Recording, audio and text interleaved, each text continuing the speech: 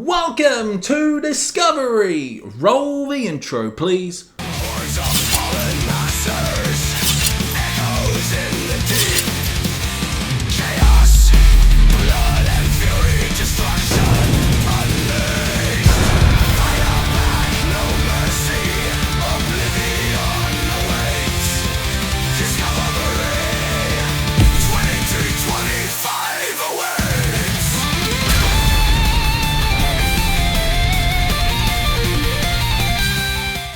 Welcome back to another episode of Discovery. It's another action-packed show this week. It's midweek Discovery. A lot of albums were released in the first week of February, and there's still more I want to fucking cover. This week we're checking out 7 albums that we might have to do in the extended Discovery and cover the rest the next episode. So before I start, pop your favorite discoveries down below, and let's start. To kick off Discovery, we're heading to the Netherlands to explore Noctambulist, a post-black metal band that has just released their sophomore album, Noctambulist 2, Droom, released independently on February 7th. Take a listen.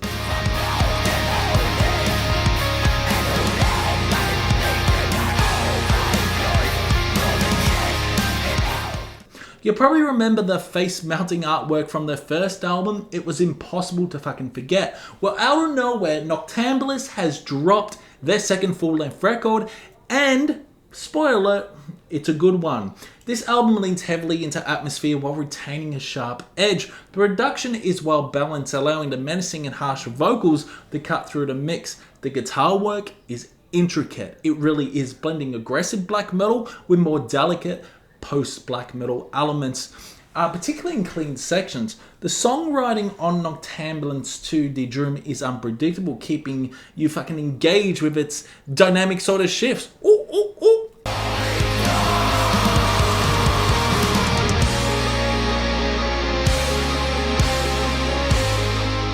At times they go full throttle with raw black metal aggression, only to transition seamlessly into ethereal passages with shimmering guitars. Yes, shimmering guitars. A standout track is Petrichor, a thunderous piece with powerful percussion that stands out as one of the heaviest moments on the album. Since many of the song titles are a bit challenging to pronounce, since I'm a retard and I can't pronounce anything, I'll refer to them by track numbers. Track 3 is another highlight drenched in atmosphere, while the final song closes the album with massive riffs and sharp, commanding vocals.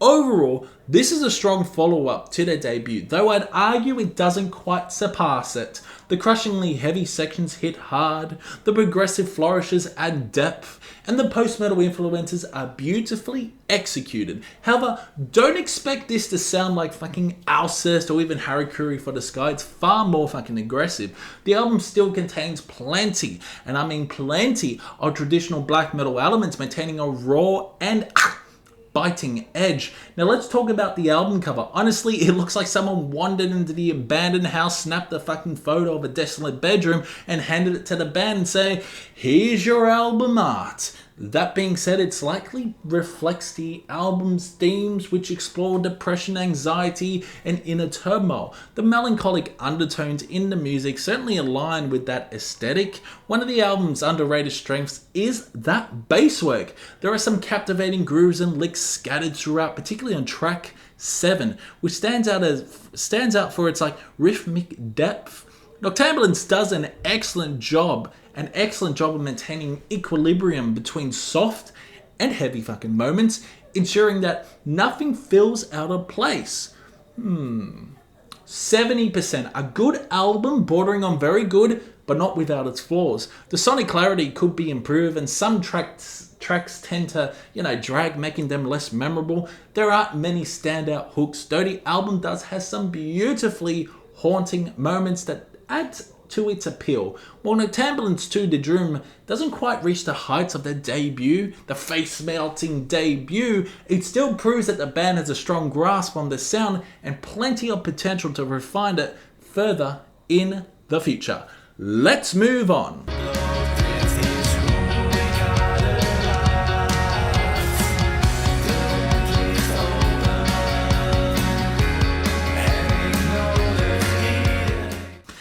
Next up on Discovery, we are traveling to Israel to check out Clapsodra, and a new album of terror and soul released on February 7th through Masterpiece Recording Art Studio.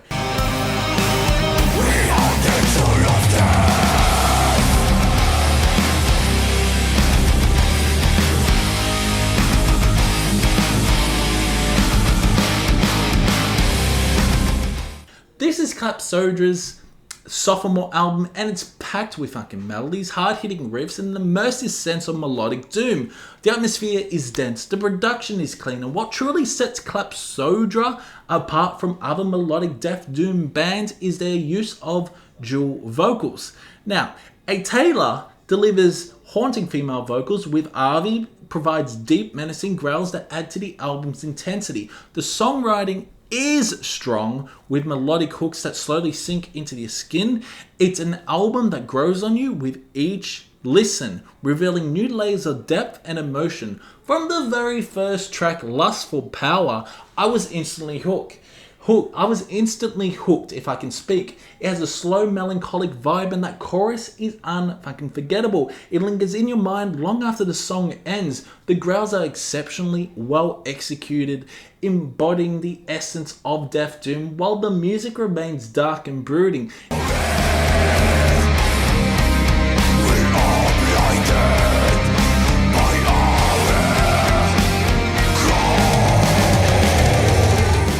Impending doom shifts the pace, offering a more upbeat yet crushing experience.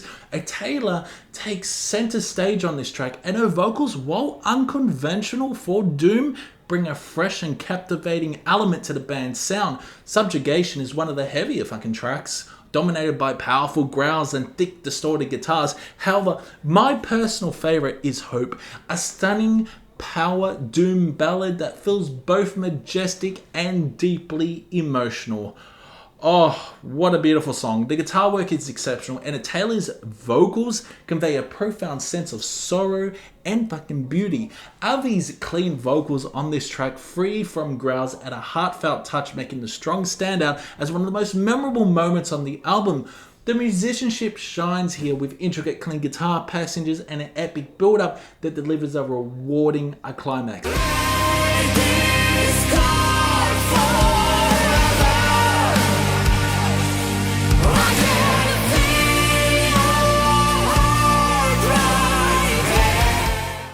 And it's not finished. Sleep My Dearest is another emotionally charged song with a breathtaking guitar solo that closes the track. It's a slow, doomy piece with powerful vocal performances, reinforcing the album's melancholic yet gripping nature. Then comes Crazy Dogma, which shifts the mood with strikingly heavy riffs with an unusual, almost like funky guitar approach in the verses. It's an interesting contrast, but it works well, especially with the melodic chorus that ties everything together. Your Only Life is a strong track, reminding me a lot of what Insomnium does with the guitar work. Love those vocals, from those cleans to those aggressive growls and simps, really building momentum. Imodus continues the album's brooding energy with impressive guitar work that adds texture and depth. Finally, the album closes with Korban, a hard-hitting track with laid compositions and some of the best vocal performances on the record. It's a strong ending to a well-crafted album.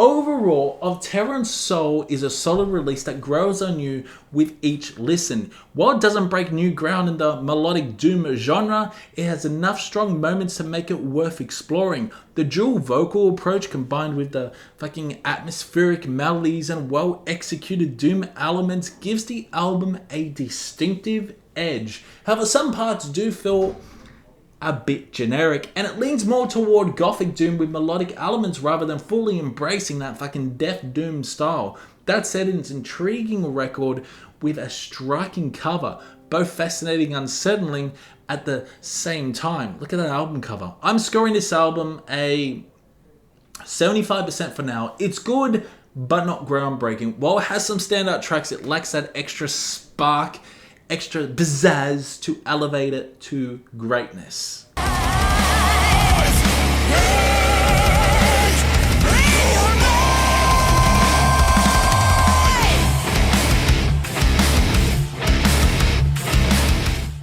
Now we turn our attention to Theoden's Reign, a one-man band, and a new album, Citadel of the Stars, released independently on February 7th.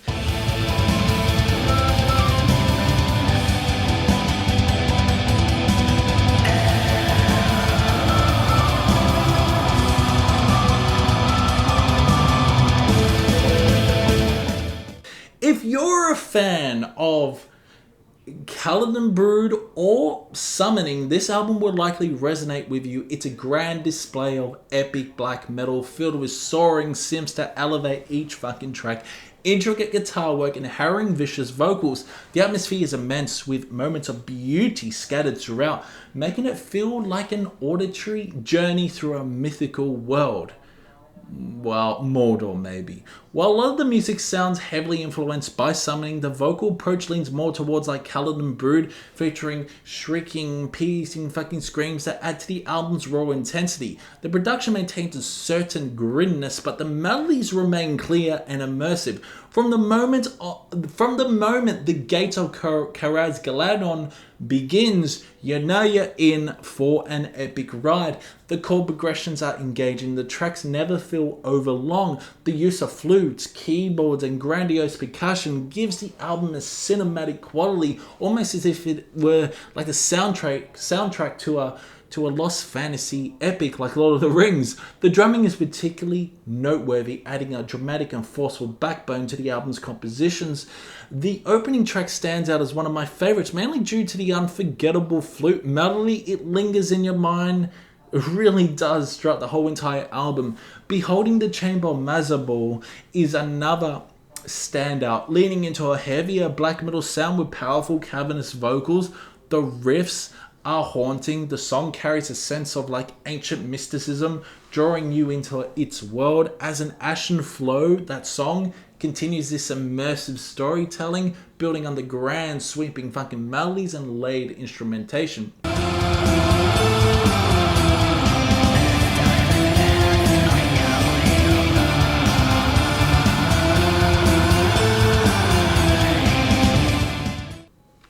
Then there's a walk among embers fallen, a truly breathtaking way to close the album. It's both melancholic and triumphant, with soaring melodies and riffs that perfectly encapsulate the album's epic scope. Citadel of the Stars is a strong release with fantastic melodies and a deep immersive atmosphere.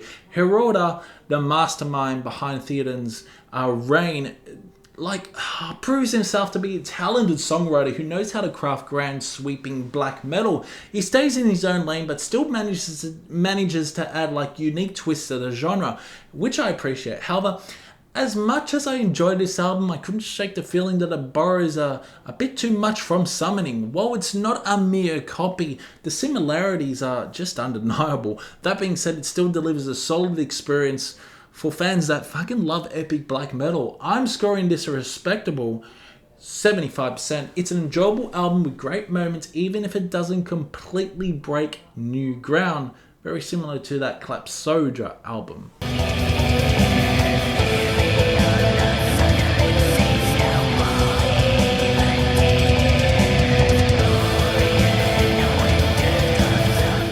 Okay, what's next? Oh god. Now we move on to Marko Hietala's sophomore solo album, Roses from the Deep, released on February 7th through Nuclear Blast. Take a listen.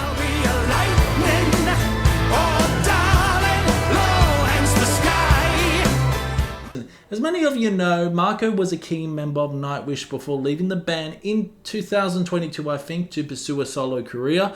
His first album was pretty decent, good, but nothing groundbreaking. Now we've returned with Roses from the Deep, and honestly, It's just fine.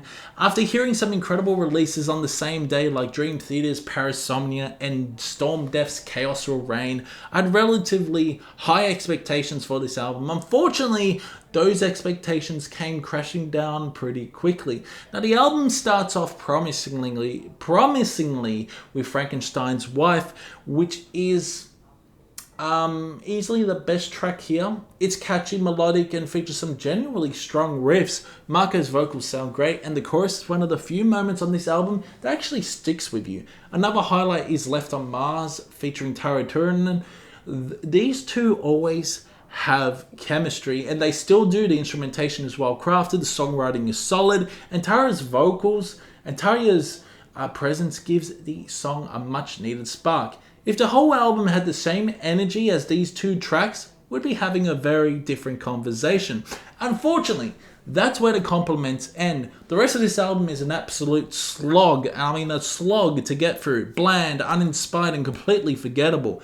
I found myself zoning out constantly. When you fucking catch yourself scrolling through YouTube shorts instead of engaging with the music, that's a clear sign something isn't working. For an artist with so much talent and history in the metal scene, this album feels astonishingly lazy. It coasts on generic melodies, lifeless riffs, and uninspired compositions that sound like they were thrown together with minimal effort. Though there's a lot of experimentation on this, there's a lot of different styles. There are occasional glimpses of something more, like Proud Hall has some fun moments, and The Dragon Must Die at least attempts to inject some fucking energy.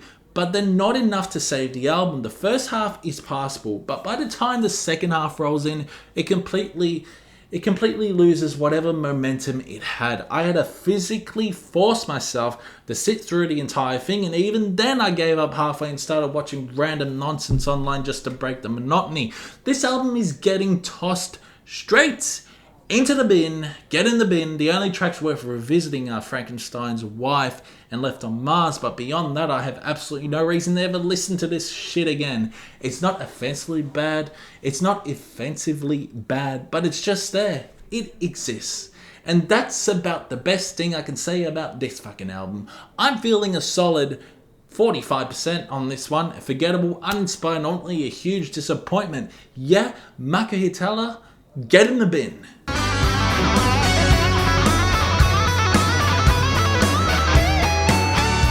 Let's now head over to Sweden to check out Majestica, who have just released their third studio album Powertrain on February 7th through Nuclear Blast.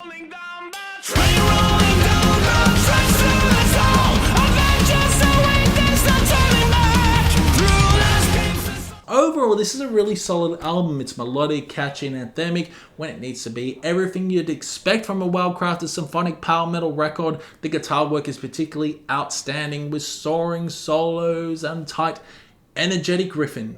The production is also top-notch. Everything sounds crisp and well balanced, allowing each instrument to shine. The vocals are another standout feature, delivering a powerful performance that drives the music forward. True to its name, Powertrain is an absolute ride from start to finish. The album has a strong, Rhapsody influence sounding, embracing that larger-than-life epic power metal style while also incorporating some progressive elements reminiscent of Stradivarius. It's a well-balanced mix of near-classical melodies, intricate drumming, and bombastic orchestration that makes for an exciting listen. However, while the energy is undeniable, some sections do feel a bit, predictable. Certain melodies and riffs have that "we've heard this before" feeling, making parts of the album, sound a little bit too familiar. That's a Majestica. Still, I can't even fucking say that. They still inject enough personality into their music to keep it engaging. One of the album's biggest strengths is its use of multiple vocalists, with 3 different singers, including drummer Joel Kohlberg. The vocal arrangements bring extra depth and variety to the songs, and I love the falsettos on this. Tracks like the self-titled Powertrain deliver that classic power metal energy, while No Pain No Gain hits hard with an aggressive fist-pumping anthem. Battle Cry is another fun highlight featuring some absolutely juicy fucking solos to elevate the song. Mega True is a great addition packed with soaring melodies, while Thunder Power lives up to its name with the fucking thunderous drumming, powerhouse vocals, and electrifying guitar work. The album closes with Alliance Anthem, a fantastic finale that brings in thrashy, meaty riffs and galloping drums all tied together with an infectious fucking chorus. Overall, Powertrain is a great album that delivers everything you'd want from symphonic power metal. While some moments feel a bit, too familiar, the orchestration performances and the sheer energy make up for it. The songwriting is strong, and every track feels warranted on this fucking album, making the consistently enjoyable listen. 75%. If you're into symphonic power metal, this is definitely one to check out. So go check it out.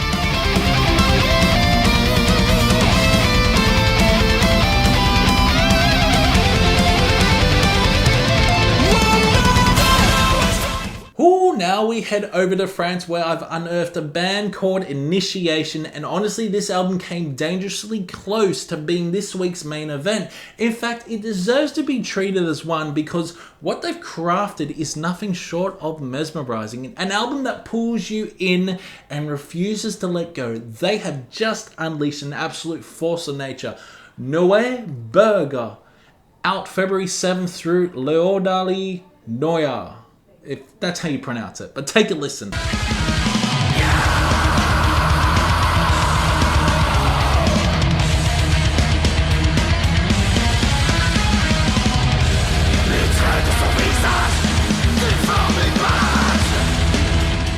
The first moment, it wraps you in an atmosphere that is both immersive and unrelenting. A perfect storm of infectious guitar melodies and vocals that cut deep, veering into sort of like the black and death metal with an intensity that lingers. This is the kind of album that takes root in your mind. Its melodies weaving through every listen, refusing to be forgotten. As a debut, this album is an undeniable statement, an unforgettable blend of razor-sharp fucking hooks, intricate riffs, and jaw-dropping guitar solos. Some of these solos are so intricately crafted, so precise and expressive that even John Petrucci himself would pause to take notice.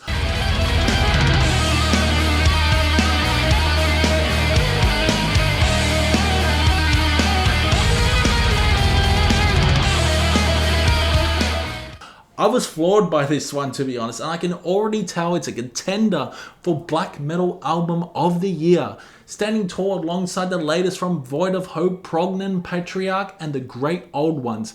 This is melodic black metal at its most immersive, the kind of record that demands your attention and rewards you with something new each fucking time. While unmistakably black metal, there's an undeniable sense of heavy metal influence woven into the soaring solos and layered riffing, adding an also almost a majestic quality to the sound. Yet at its core, this is black metal. It's dark, evil, unrelenting, and steeped in fucking atmosphere with melodic sensibility that never undermines the intensity.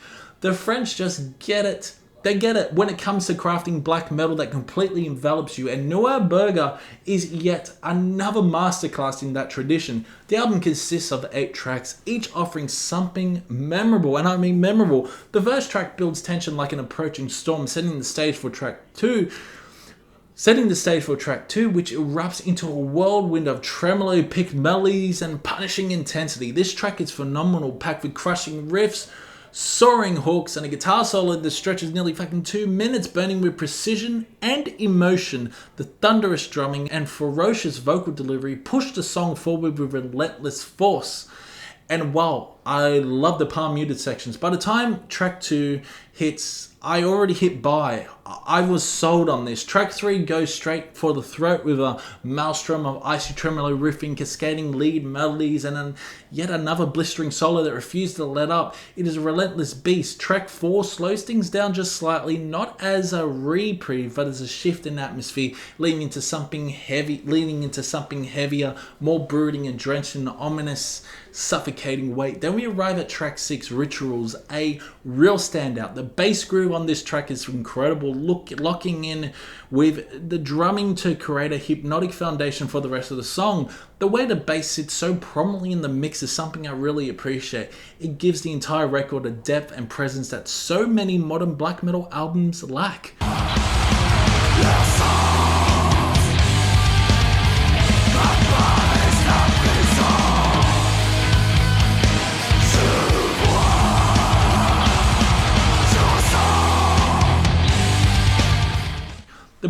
The next track continues this balance of melody and intensity, leading into the album's grand conclusion, the closer, Initiation, is where everything reaches its peak. A 13-minute epic, this song is a culmination of everything that makes Berger so special. The soaring solos, the relentless energy, the layered atmosphere, it's all distilled into one final unpredictable onslaught. The production is flawless. The song structure dynamic, and the instrumentation, nothing short of masterful. It's the kind of track that leaves you feeling completely drained yet satisfied when it finally ends. JC, the vocalist of Initiation, also handles the lead guitar duties, while Florent delivers those razor-sharp riffs. The two work seamlessly together, alongside Amori on drums and Arthur on bass, crafting something that is equal parts feral and calculated, melodic yet utterly punishing. Overall, Berger is an absolute standout. It's a melodic black metal album with weight, depth, and uncompromising sense of purpose.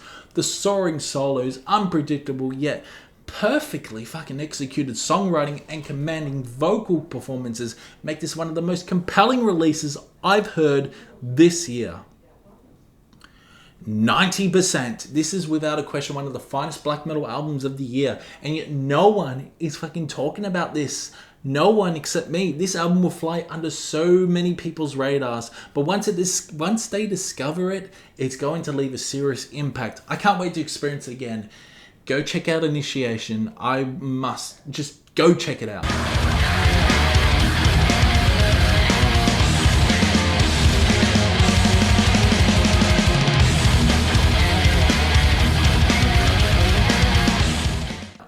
And now for our main event in this midweek discovery. There'll be another episode on the weekend, but today we're diving into the mystical world of Saor and the new album Amidst the Ruin, released February 7th through Season of Mist.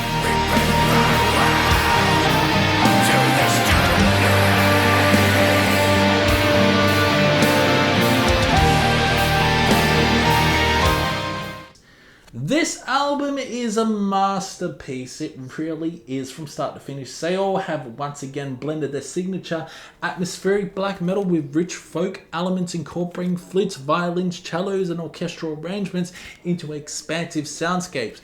It's an album that flows like water, seamlessly shifting between breathtakingly melodic passages and thunderous black metal fury.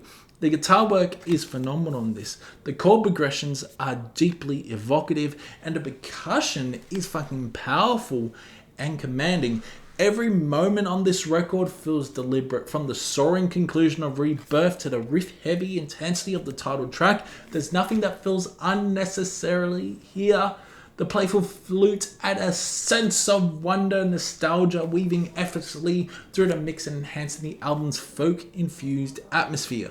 One of the album's most striking features is its use of bagpipes, a staple of Saor's sound that continues to bring layers of emotion and grandeur to the music. Their presence here adds a deep, almost ancestral quality, making the album feel both ancient and timeless. Amidst the Ruins is a record that offers hours of immersive listening, a stunning journey through melancholy, hope, and raw power. I finally got my hands on this release. I pre-ordered it even without hearing the singles because I knew Saor never disappoints. Origins was a phenomenal record, but I'd say Amidst the Ruin surpasses it in every way. It has moments of breathtaking beauty with the orchestral arrangements swell like waves, and moments where the music plunges into heavier, more aggressive territory, showing a full range of Andy Marshall's songwriting genius.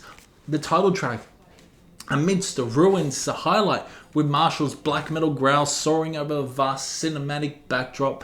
The drumming on this song is incredible, locking perfectly with the orchestral arrangements. The addition of female vocals gives the track an ethereal contrast, making it feel both angelic and crushingly heavy at the same time.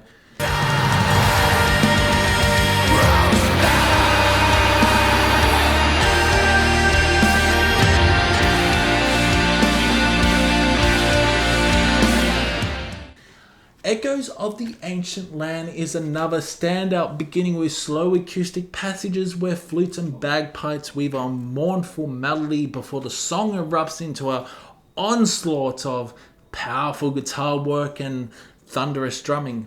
The drum rolls on this track are absolutely insane. I love them. And Marshall's vocals are vicious. They are vicious, delivering some of the most emotionally charged performances to date. The folky elements remain woven throughout, but when the song gets heavy, it goes all in a striking contrast that works beautifully. Glen of Sorrow is yet another fantastic track, blending progressive elements, soaring melodies, and moments of raw vacuum intensity. The lead guitar hooks are incredibly catchy, and the way the vocals transition from soft, sorrowful passages to the full-throated black metal aggression is stunning. The outro of this track is one of the most powerful moments on the album, a slow fade into the melancholy that leaves such a lasting impression.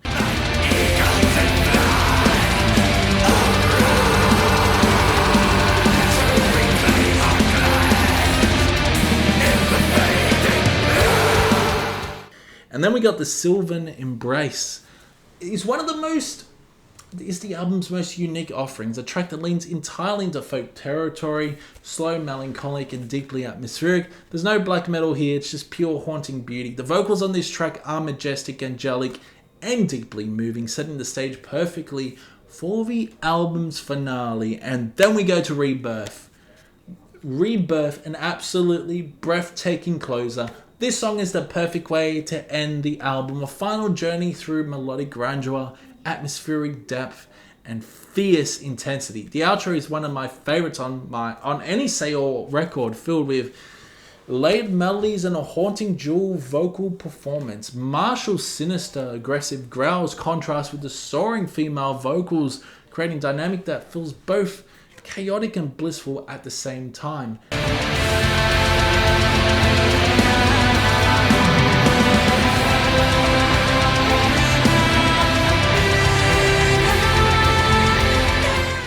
There's really so much to love about this record. It really is an immersive cinematic experience filled with stunning melodies, Scottish native instruments, and breathtaking songwriting. Like Initiation, I'm scoring Amidst the Ruin a 90%, a brilliant album from start to finish, and one that will stay with me for a very long time, and I'm so glad I got this. So Saor, Amidst the Ruin, absolutely incredible album.